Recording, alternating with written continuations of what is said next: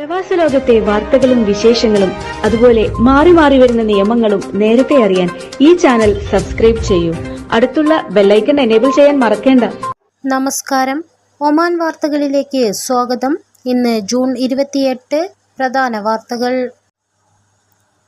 Muscat Indian embassy India Oman business to business meet സംഘടിപ്പിച്ചു. Indo global trade എക്സിമിന്റെ സഹകരണത്തോടെ നടന്ന പരിപാടിയിൽ agriculture, processed food, spices, engineering, construction മേഖലകളിൽ നിന്നുള്ള 23 ഇന്ത്യൻ കമ്പനികളും 40 ഒമാനി കമ്പനികളും സംബന്ധിച്ചു.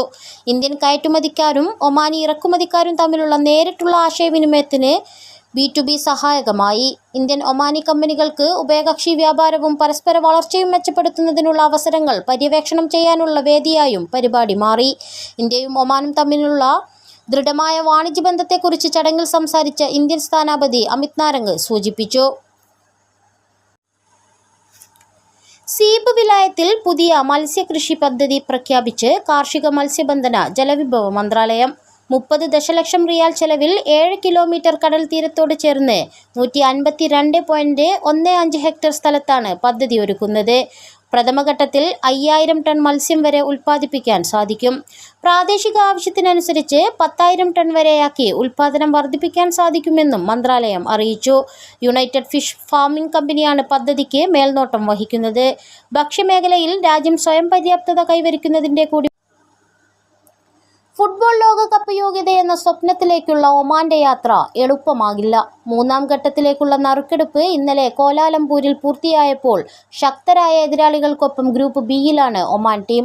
ലോകകപ്പിൽ പന്ത് തട്ടി ചരിത്രമുള്ള ദക്ഷിണ കൊറിയയും ഇറാഖും ഉൾപ്പെടുന്നതാണ് ബി ഗ്രൂപ്പ്. ജോർദാൻ, ഫലസ്തീൻ, കുവൈത്ത് എന്നിവരാണ് ഗ്രൂപ്പിലെ മറ്റു ടീമുകൾ. 2026 ലോകകപ്പിൽ ടീമുകളുടെ എണ്ണം 32-ൽ നിന്നും 48 ഉയരുമ്പോൾ പ്രതീക്ഷയോടെ കാത്തിരിക്കുകയാണ് ഒമാനിലെ കാൽപന്ത് പ്രേമികൾ. ഏഷ്യയിൽ നിന്നും 6 ഗൾഫ് രാജ്യങ്ങൾ ഉൾപ്പെടെ 18 ടീമുകളാണ് 3ാം റൗണ്ടിലേക്ക് യോഗ്യത നേടിയിട്ടുള്ളത്. 18 ടീമുകളെ 6 ടീമുകൾ വീതമുള്ള 3 ഗ്രൂപ്പുകളായാണ് തിരിച്ചിട്ടുള്ളത്. ഓരോ ഗ്രൂപ്പിലെയും ടീമുകൾ ഹോം ആൻഡ് എവേ അടിസ്ഥാനത്തിൽ മത്സരിക്കും. ഓരോ ഗ്രൂപ്പിൽ നിന്നും ആദ്യ 2 സ്ഥാനക്കാർ ലോകകപ്പിന് നേരിട്ട് യോഗ്യത നേടും. ഇങ്ങനെ 6 രാജ്യങ്ങൾക്ക് ആദ്യഘട്ടത്തിൽ യോഗ്യത ലഭിക്കും. 3 ഗ്രൂപ്പിലെയും 3ഉം 4ഉം സ്ഥാനക്കാർ 4ാം റൗണ്ടിലേക്ക് യോഗ്യത നേടും. ഇങ്ങനെ വരുന്ന 6 ടീമുകളെ നറുക്കെടുപ്പിലൂടെ 3 ടീമുകൾ വീതമുള്ള 2 ഗ്രൂപ്പുകളായി തിരിക്കും.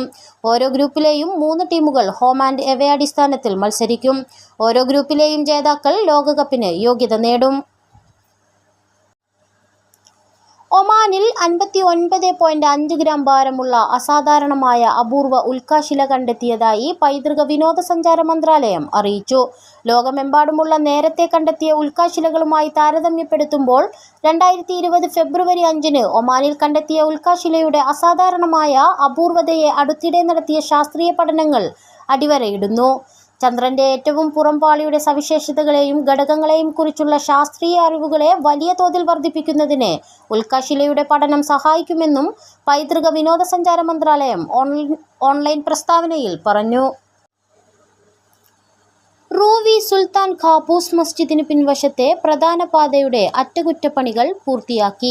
സമീപത്തെ വാദിയിൽ നിന്നും വെള്ളച്ചാലിൽ നിന്നും ജലമൊഴുകിയെത്തുന്നതിനാൽ ഇവിടെ കുഴികളും വെള്ളക്കെട്ടും സ്ഥിരം കാഴ്ചയായിരുന്നു. മഴയെത്തിയാൽ സ്ഥിതി കൂടുതൽ ദുരിതമാകുന്ന സാഹചര്യമായിരുന്നു. ഇത് പരിഹരിക്കുന്നതിൻ്റെ ഭാഗമായാണ് മാസങ്ങൾക്ക് മുമ്പ് നവീകരണത്തിന് നഗരസഭ തുടക്കം കുറിച്ചത്. എന്നാൽ റോഡ് ഉയർത്തുകയും താഴ്ന്ന ഭാഗത്തുകൂടി വെള്ളം ഒഴുകുന്നതിന് പ്രത്യേകം ചാലൊരുക്കുകയും ചെയ്തുവെങ്കിലും റോഡിൽ വെള്ളം നിൽക്കുന്ന സാഹചര്യം ഇപ്പോഴും തുടരുകയാണ്. 100 കണക്കിന് ആളുകൾ ഓരോ മണിക്കൂറിലും ഉപയോഗപ്പെടുത്തുന്ന പ്രധാന പാതയാണിത്. എന്നാൽ വീണ്ടും വെള്ളം ഒഴുകിയെത്തുകയും റോഡ് പൊളിയുകയും ചെയ്യുന്ന സ്ഥിതിയിൽ ഇവിടെ സ്ഥിരം പരിഹാരം കാണണമെന്ന ആവശ്യം ഡ്രൈവർമാരും സമീപത്തെ വ്യാപാരികളും താമസക്കാരും ആവശ്യപ്പെട്ടിരുന്നു. നിരവധി കടകളും താമസക്കാരുമാണ് സമീപത്തുള്ളത്. ആദ്യമായി ഈ വഴിയിലെത്തുന്നവർക്ക് കുഴികളും വെള്ളക്കെട്ടുകളും അപകടങ്ങൾക്കിടയാക്കുന്ന സാഹചര്യവും ഉണ്ടായിരുന്നു. എന്നാൽ ഇവിടെ സ്ഥിരപരിഹാരം കാണാനുള്ള ശ്രമത്തിലാണ് മസ്കത്ത് നഗരസഭ അധികൃതർ. അതേസമയം മുൻകാലങ്ങളെ അപേക്ഷിച്ച് ഇവിടുത്തെ വെള്ളക്കെട്ടുകൾ വലിയ തോതിൽ കുറഞ്ഞിട്ടുണ്ട്. ധോഫാർ ഗവർണറേറ്റിലും ഒമാന്റെ വടക്കൻ ഗവർണറേറ്റുകളിലെ വിവിധ മേഖലകളിലും മഴ ലഭിച്ചു. ഉയർന്ന പ്രദേശങ്ങളിലാണ് ശക്തമായ മഴ പെയ്തത്. വാദികൾ നിറഞ്ഞൊഴുകി, റോഡുകളിലേക്ക് വെള്ളം കയറി. മഴ ലഭിച്ച പ്രദേശങ്ങളിൽ കാറ്റും ശക്തമായിരുന്നു. അൽഹജർ പർവ്വതങ്ങളിലും സമീപ പ്രദേശങ്ങളിലും ഉൾപ്പെടെ മഴ ലഭിക്കുമെന്ന് കാലാവസ്ഥാ നിരീക്ഷണ കേന്ദ്രം മുന്നറിയിപ്പ് നൽകിയിരുന്നു. മവേല പഴം പച്ചക്കറി സെൻട്രൽ മാർക്കറ്റിൽ റീറ്റെയിൽ വ്യാപാരം തുടരുമെന്ന് മസ്കത്ത് നഗരസഭ. നിലവിലെ രൂപത്തിൽ തന്നെ ചെറുകിട കച്ചവടം തുടരുന്നതിന് വ്യാപാരികൾക്ക് അനുമതി നൽകി. ശനി മുതൽ വ്യാഴം വരെയുള്ള ദിവസങ്ങളിൽ പുലർച്ചെ 6 മണി മുതൽ രാത്രി 10 മണി വരെയാകും മാർക്കറ്റ് പ്രവർത്തിക്കുക. ചെറിയ വാഹനങ്ങൾക്ക് ഗേറ്റ് നമ്പർ 2 വഴി മാർക്കറ്റിലേക്ക് പ്രവേശിക്കാമെന്നും നഗരസഭ അറിയിച്ചു. മവേലയിൽ റീറ്റെയിൽ മാർക്കറ്റ് തുടർന്നും നിലവിലെ രീതിയിൽ പ്രവർത്തിക്കുന്നത് ഉപഭോക്താക്കൾക്ക് ഗുണകരമാകും. മസ്കത്തിലെയും പരിസരങ്ങളിലെയും ചെറുകിട കച്ചവട സ്ഥാപനങ്ങൾക്കും നഗരസഭാ തീരുമാനം ആശ്വാസം നൽകുന്നതാണ്. 100 കണക്കിന് ഉപഭോക്താക്കളും ചെറുകിട കച്ചവടക്കാരുമാണ് പ്രതിദിനം മാർക്കറ്റിലെത്താറുള്ളത്. ഇവർക്ക് തുടർന്നും സാധനങ്ങൾ ഇവിടെ നിന്ന് തന്നെ വാങ്ങിക്കാനാകും. റീറ്റെയിൽ കച്ചവടം തുടരുന്നത് മാർക്കറ്റിലെ ചെറുകിട വ്യാപാരികൾക്ക് ഏറെ ഗുണകരമാകുന്നതാണ്. മലയാളികളടക്കം നിരവധി കച്ചവടക്കാരാണ് ഇവിടെ ചെറുകിട കച്ചവടം നടത്തിപ്പോരുന്നത്. ഈ മേഖലയിൽ തൊഴിലെടുക്കുന്നത് 100 കണക്കിന് പേരാണ്. ഇവർക്കെല്ലാം തുടർന്നും മവേല മാർക്കറ്റിൽ തന്നെ ജോലി തുടരാനാകും. അതേസമയം മവേല മാർക്കറ്റിലെ ഹോൾസെയിൽ മാർക്കറ്റ് ഇന്നത്തോടെ പ്രവർത്തനം അവസാനിപ്പിക്കും. നാളെ മുതൽ മൊത്ത വ്യാപാരം ഖസായിൻ സിറ്റിയിലേക്ക് മാറുമെന്നും മസ്കത്ത് നഗരസഭ പുറത്തിറക്കിയ സർക്കുലറിൽ വ്യക്തമാക്കി. മലകയറ്റം, ട്രക്കിംഗ് തുടങ്ങിയ സാഹസിക പ്രവർത്തനങ്ങളിൽ ഏർപ്പെടുന്നവർ നിദ ആപ്പിൽ രജിസ്റ്റർ ചെയ്യണമെന്ന് സിവിൽ ഡിഫൻസ് ആൻഡ് ആംബുലൻസ് വിഭാഗം ആവശ്യപ്പെട്ടു. അടിയന്തര സാഹചര്യങ്ങളിൽ രക്ഷാപ്രവർത്തകരുടെ സഹായം ഉടൻ ലഭ്യമാക്കാൻ ഇതുവഴി സാധിക്കും. 2 വർഷം മുമ്പാണ് Nida app civil defence and ambulance വിഭാഗം പുറത്തിറക്കിയത്. ഒറ്റ ക്ലിക്കിലൂടെ ആംബുലൻസ് സേവനം ആപ്ലിക്കേഷൻ ഉപയോഗിക്കുന്ന ആളുകളിലേക്ക് എത്തുന്ന രീതിയിലാണ് ഇത് സജ്ജീകരിച്ചിരിക്കുന്നത്. സംസാരിക്കാൻ കഴിയാത്തവരെയും കേൾവി വൈകല്യമുള്ള ആളുകൾക്കും ഈ ഫീച്ചർ ഏറെ ഉപകാരപ്രദമാണ്. അപകടങ്ങൾ, പരിക്കുകൾ, നഷ്ടങ്ങൾ, കെട്ടിടങ്ങളും മറ്റും തകർച്ച, തീപിടുത്തങ്ങൾ, മുങ്ങിമരണം തുടങ്ങിയ അടിയന്തര സാഹചര്യങ്ങൾ ആപ്പിലൂടെ റിപ്പോർട്ട് ചെയ്യാൻ കഴിയും.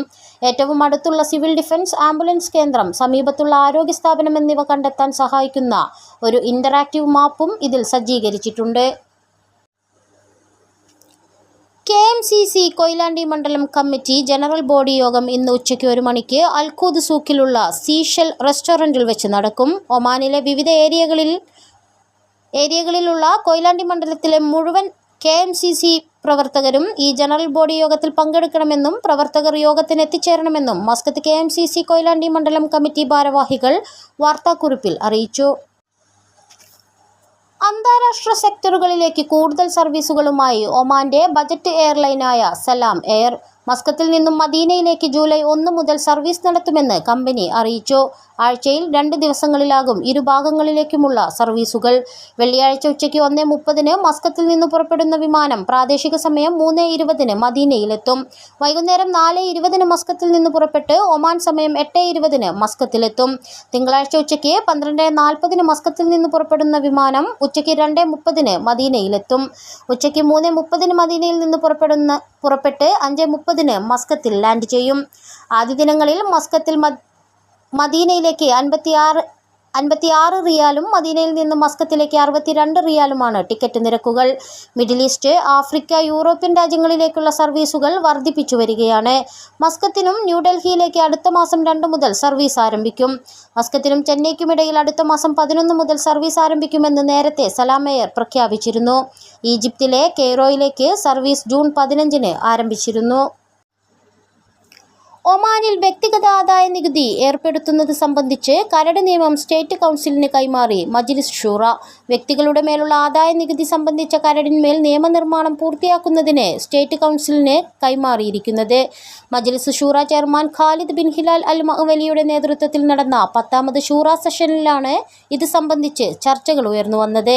സ്കൂൾ വിദ്യാഭ്യാസത്തിലെ തൊഴിലധിഷ്ഠിത സാങ്കേതിക പരിശീലനങ്ങൾ, സുഹാറിലെ മൊത്തവിതരണ വിപണി സ്ഥാപിക്കൽ തുടങ്ങിയ വിഷയങ്ങളും മജ്ലിസ് ഷൂറ സെഷനിൽ ചർച്ച ചെയ്തു. വിദ്യാഭ്യാസ, ശാസ്ത്ര ഗവേഷണ, ഇന്നൊവേഷൻ കമ്മിറ്റിയുടെ റിപ്പോർട്ട് ഉൾപ്പെടെയുള്ളവ വിഷയങ്ങളും സെഷനിൽ ചർച്ചയായി. രാജ്യത്ത് വ്യക്തിഗത ആദായ നികുതി ഏർപ്പെടുത്തുന്നത് സംബന്ധിച്ച് നേരത്തെയും ചർച്ചകൾ ഉയർന്നു വന്നിരുന്നുവെങ്കിലും കഴിഞ്ഞ വർഷം നികുതി നിലവിൽ ഏർപ്പെടുത്തുന്നില്ലെന്ന് ധനകാര്യ മന്ത്രാലയം വ്യക്തമാക്കുകയായിരുന്നു.